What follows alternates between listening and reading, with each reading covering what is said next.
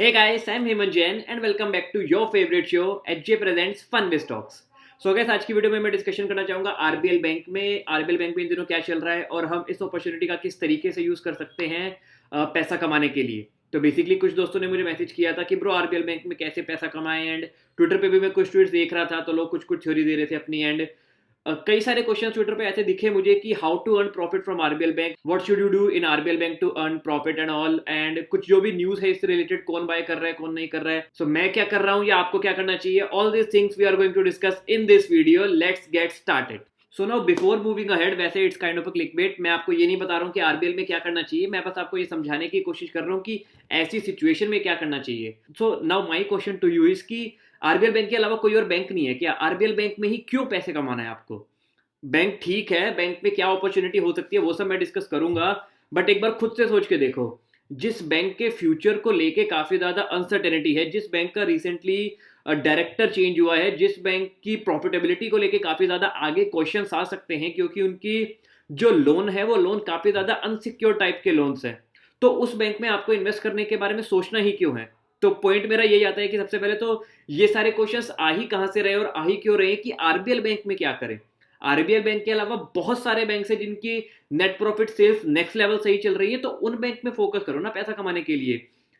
HDFC bank पे focus कर सकते हो, आईसीआईसीआई पे फोकस कर सकते हो, जम्मू एंड कश्मीर बैंक पे फोकस कर सकते हो, डीसीबी बैंक है, कैनरा बैंक है, Ujjivan small finance bank, Ujjivan तो नहीं सॉरी यूनियन बैंक है, उज्जीवन ऑलरेडी काफी गिर चुका है तो ऑलरेडी मैं उसमें इन्वेस्टेड हूँ, लेकिन उस पर डिटेल में डिस्कशन फिर कभी करेंगे और पहले भी कर ही चुका हूँ मैं कई बार। येस बैंक भी है, खैर येस बैंक तो मैं नहीं बोलूंगा, तो नो बैंक, हाँ नो बैंक भी है, मतलब एज इन बैंकिंग स्टॉक्स के अलावा भी बहुत सारे स्टॉक है, आप वहां पे फोकस क्यों नहीं करते? ये एक प्रॉब्लम मैंने बहुत ज्यादा देखी है, टिपिकली रिटेल इन्वेस्टर्स करते हैं ये गलती की, जो भी स्टॉक न्यूज में बहुत ज्यादा फेमस हो रहा होता है ना, be it IRCTC, be it IEX, be it BSC, be it CDSL, वो उन्हीं स्टॉक्स के पीछे भागती है कि भाई मेरे को इस स्टॉक में क्या करूं कि प्रॉफिट हो जाए। यार उनके अलावा भी स्टॉक्स एग्जिस्ट करते हैं, आई गेस 5-6 हज़ार से ज्यादा स्टॉक लिस्टेड है एनएससी बीएससी मिला के, एंड जिनमें से नेट जो लगातार जिनकी प्रॉफिटेबिलिटी बढ़ती जा रही है वैसे स्टॉक्स भी बहुत सारे हैं। So I would like to request you कि फोकस ऑन दो स्टॉक्स जिनकी प्रॉफिटेबिलिटी बहुत ही अच्छे से इंक्रीज हो रही हो। Now coming to RBL bank fundamentals, मेरे को आरबीएल बैंक के फंडामेंटल में कोई भी प्रॉब्लम नजर नहीं आती है, वो मैं अभी आपको स्क्रीन पे दिखा देता हूँ, एक बार मेरी स्क्रीन पे आके देख लेते हैं। तो as you can see over my screen, सबसे पहले तो करंट प्राइस जो है वो बुक वैल्यू से काफी ज्यादा नीचे है, तो फर्स्ट पॉइंट, ऐसे बैंक यूजुअली अपनी बुक वैल्यू तक जाते हैं। सेकंड पॉइंट, इनकी आरओसी रिटर्न ऑन इक्विटी अभी के लिए पॉजिटिव वगैरह दिख रही है, सारी चीजें ठीक है, कोई भी प्लेस होल्डिंग्स एंड ऑल नहीं है, ऊपर ऊपर से सब ठीक दिख रहा है। लेकिन अगर मैं नीचे गया तो सेल्स रेवेन्यू की फिगर्स भी इनकी कुछ खास बुरी नहीं है, लेकिन लॉस रिसेंटली जो फाइनेंसिंग प्रॉफिट होते हैं ना वो लॉस की टर्म्स में काफी ज्यादा बढ़ते जा रहे हैं, -300 करोड़, माइनस लगभग 600 करोड़, -1200 करोड़, अगेन -600 करोड़, और जो नेट प्रॉफिट है वो भी कम हो रहे थे, फिर नेगेटिव गए, अभी जस्ट स्लाइटली पॉजिटिव है, एंड ईयरली लेवल पे भी कुछ बहुत खास चीजें नहीं है।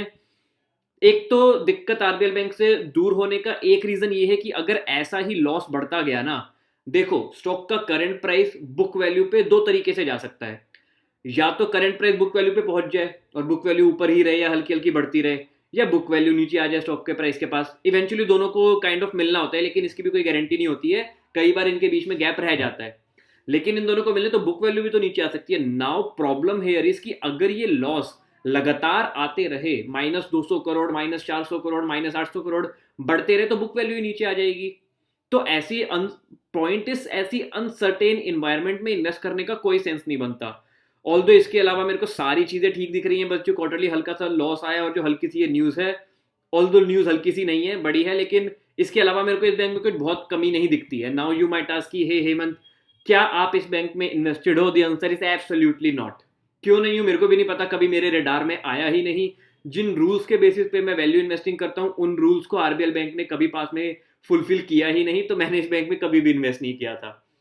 Now there is some fake rumours आई थी कि मिस्टर राकेश झुनझुनवाला जी एंड राधा किशन धमानी इसमें इन्वेस्ट कर रहे हैं, तो ऑल दो आर्टिकल आ चुका है कि दोज रूमर्स आर फेक, तो मैं भी इस वीडियो में जैसे कंफर्म कर देना चाहता हूं कि नंबर वन इज, पहली बात तो वो रूमर्स फेक है, दूसरी बात वो रूमर सही भी होती तो जस्ट बिकॉज कोई बिग प्लेयर इन्वेस्ट कर रहा है, तुम्हें क्यों इन्वेस्ट करना है?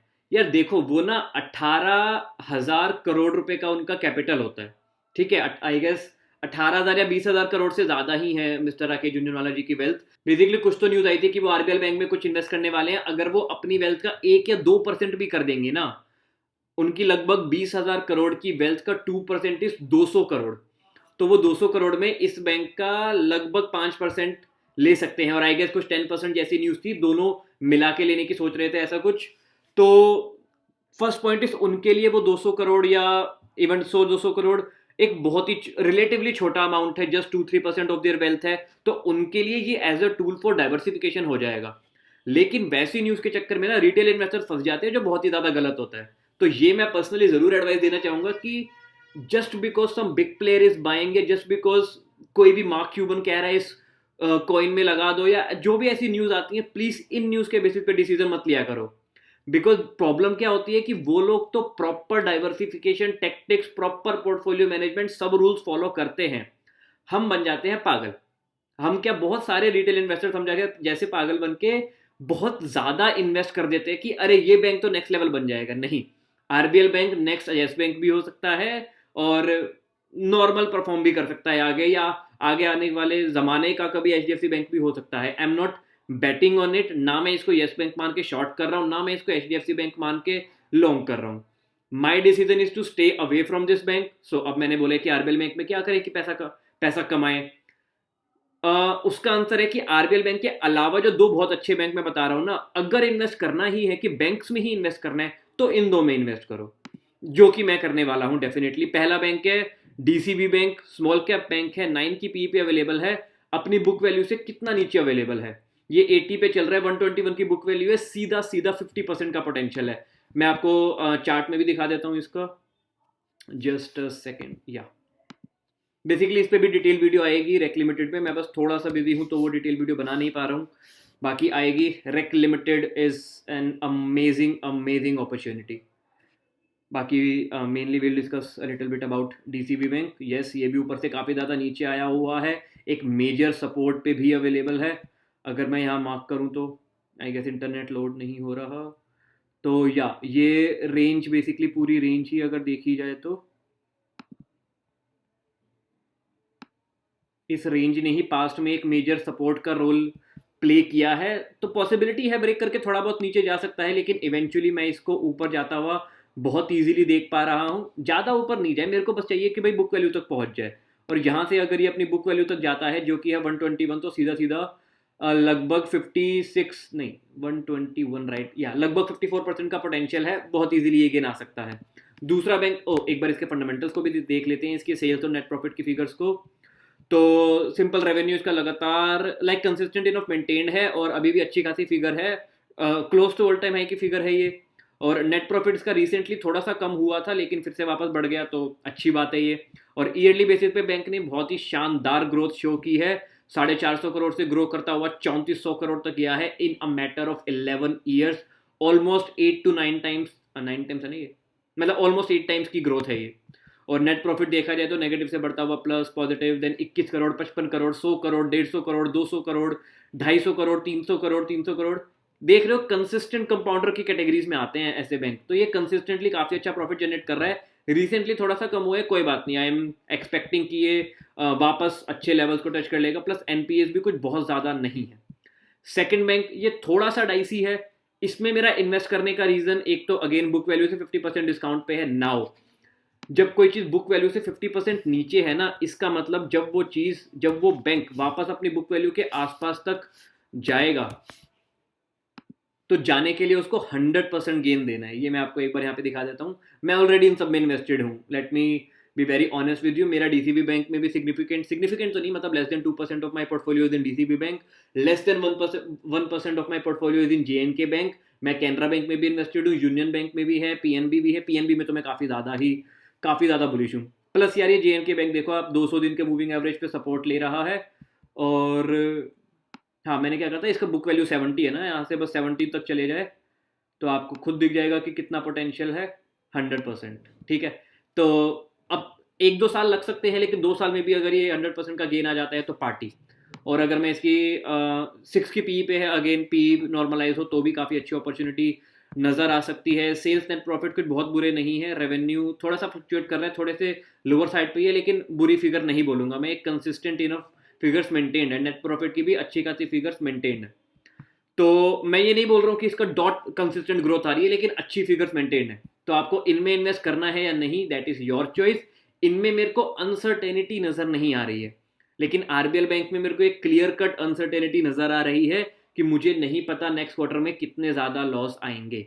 फॉर दैट रीजन मैं आरबीएल बैंक में मैं खुद तो इन्वेस्ट नहीं कर रहा हूं। आपको क्या करना है, that will be your choice and that will be your decision. So बहुत मेहनत से पैसा कमाया जाता है यार, जस्ट बिकॉज लोग कह रहे हैं अरे 20% गिर गया अब बढ़ेगा। प्लीज प्लीज थोड़ा सा सोच समझ के लगाओ, बिलीव इन नंबर्स। एंड कहीं ना कहीं आरबीएल बैंक में जो रिसेंटली लॉस आए थे उसके बाद ये है, और उसके बाद ग्रोस एनपीए की फिगर भी काफी ज्यादा बढ़ गई है। हाँ sorry, let me just mention it, ये एनपीएस का issue Jammu and Kashmir bank में भी है। It's a small cap bank, this is a risky investment. Jammu and Kashmir bank बहुत रिस्की इन्वेस्टमेंट है, मैंने इन्वेस्ट कर रखा है, मैं वेट कर रहा हूँ, लेकिन इसके ग्रोस एनपीए काफी टाइम से 9-10% के अराउंड ही रहे हैं, और नेट एनपीए भी 3.02% के अराउंड है। तो आपको इन्वेस्ट करना है या नहीं, that is your choice. Jammu and Kashmir bank is a bit risky as compare to DCB bank. DCB bank के एनपीए इतने ज्यादा नहीं है।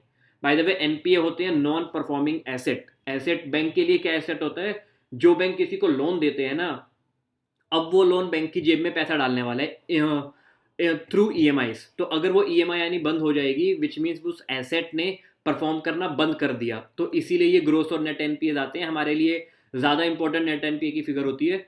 तो नेट एनपीए अगर लगातार बढ़ रहे हो तो थोड़ा सा सावधान रहना चाहिए उस केस में। तो इसीलिए जम्मू एंड कश्मीर बैंक में मैंने इन्वेस्ट कर रखा है, लेकिन स्टिल एक रिस्की बैट है। मेरे इन्वेस्ट करने का ये रीज़न है यार कि बुक वैल्यू 70 है, ये 50-55 तक भी पहुंच जाए मैं बेच दूंगा, हंसते हंसते बेच दूंगा मैं इसको। So I guess I have covered all the points that I mention earlier. What I think of RBL bank case मैंने मेंशन कवर कर दिया है। What you should do, what am I doing, news regarding who is buying and who is not, Rakesh Jhunjhunwala ji and Rakesh Damani ji से related जो भी fake news थी वो भी मैंने आपको क्लियर कर दी है। आई होप आपको ये वीडियो अच्छी लगी हो। अच्छी लगी है तो क्या करना है आपको पता है, लाइक करो। एंड बहुत अच्छी लगी है तो आप कमेंट में thank you for this video भी लिख सकते हो, मेरे को बहुत अच्छा लगेगा। इससे रिलेटेड आपके और भी कोई डाउट्स हैं तो do let me know in the comment section, and I will see you very soon in my next video. तब तक के लिए take care, stay safe and happy investing.